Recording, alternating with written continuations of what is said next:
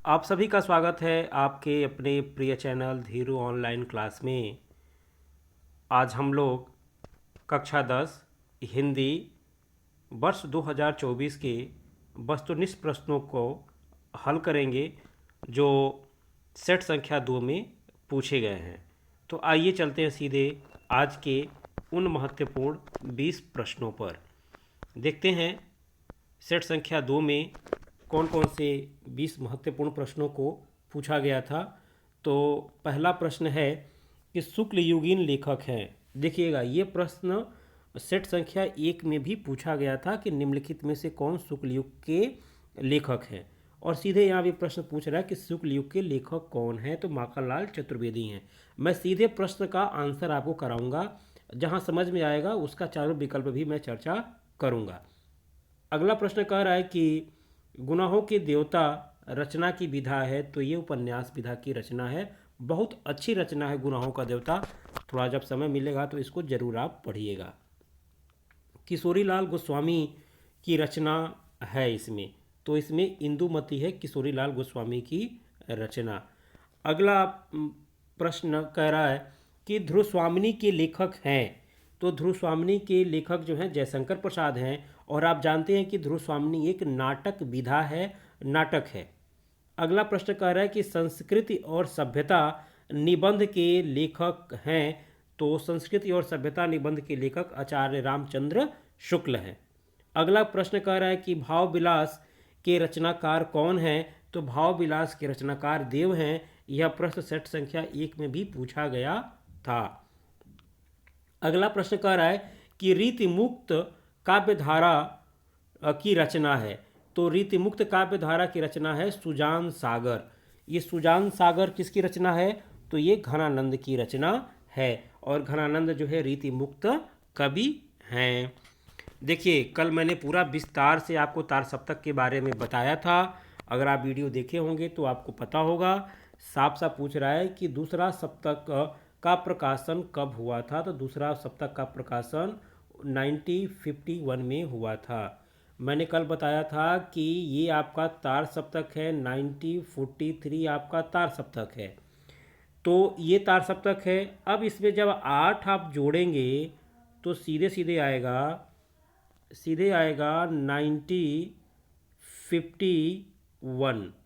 अब फिर 1951 में फिर आप 8 जोड़िए तो आएगा 1959, और फिर आप इसमें 8 जो इसमें आप 20 जोड़ दीजिए तो आएगा 1979।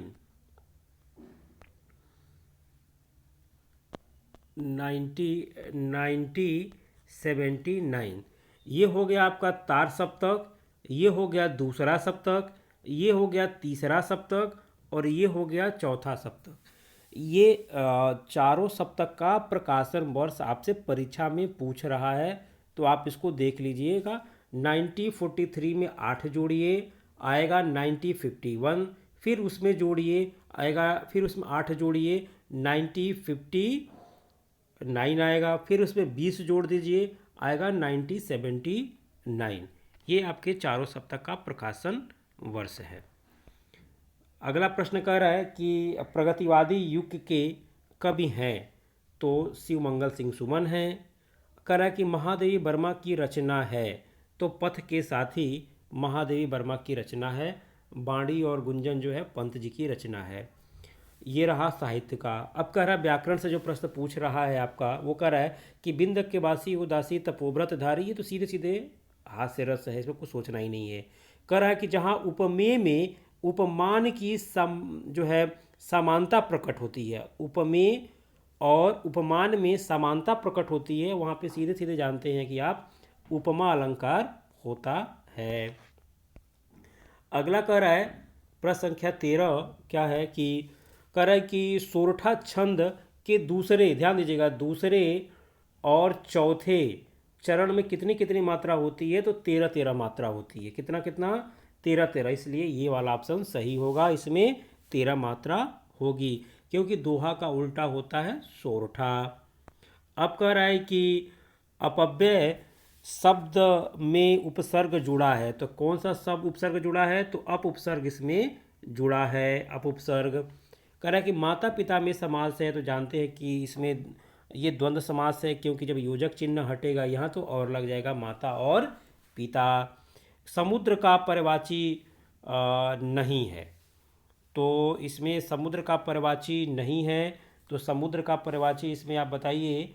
समुद्र का पर्यायवाची होगा आपका महीपति। सागर समुद्र का पर्यायवाची है, ये है। पारावार है, ये है। जलधि जो है सागर का पर्यायवाची है। महीपति जो है ये आपका समुद्र का पर्यायवाची नहीं है। कह रहा है कि 100 का तत्सम शब्द होगा, तो 100 का तत्सम शब्द होता है सत। अब प्रश्न संख्या 18 क्या है? प्रश्न संख्या 18 कह रहा है कि तेसाम कौन सी विभक्ति और वचन है? तो षष्ठी विभक्ति बहुवचन है तेसाम। अगला प्रश्न कह रहा है कि तुमसे सोया नहीं जा सकता में कौन सा वाच्य है? तो इसमें भाववाच्य है, इसमें भाववाच्य है। कह रहा है विकारी पद नहीं है इसमें, तो प्रति और दिन जो है विकारी पद नहीं है। आपको लगा होगा कि मैंने बहुत जल्दी से पेपर को सॉल्व करा दिया, इसलिए सॉल्व करा दिया कि वीडियो जब लंबा हो रहा है तो वीडियो को आप देख नहीं रहे हैं, तो इसीलिए मैं केवल प्रश्न के उत्तर को बताते हुए आगे बढ़ रहा हूं। अगर आपको दिक्कत होगा किसी प्रश्न पे तो आप कमेंट करके या क्लास में या मेरे व्हाट्सएप पे आप संपर्क कर सकते हैं या टेलीग्राम के माध्यम से संपर्क कर सकते हैं। मैं निसंकोच जिसकी जो भी समस्या होगी मैं समस्या का समाधान करने का पूरा प्रयास करूँगा। इस तरह से आज आपने 20 प्रश्नों को देखा। अब मिलते हैं फिर कल के सेट संख्या 3 में। आज के लिए आप सभी का बहुत बहुत धन्यवाद जिन्होंने वीडियो देखा। अगर वीडियो अच्छा लगे तो आगे भेजने का भी प्रयास करिएगा। धन्यवाद आप सबका।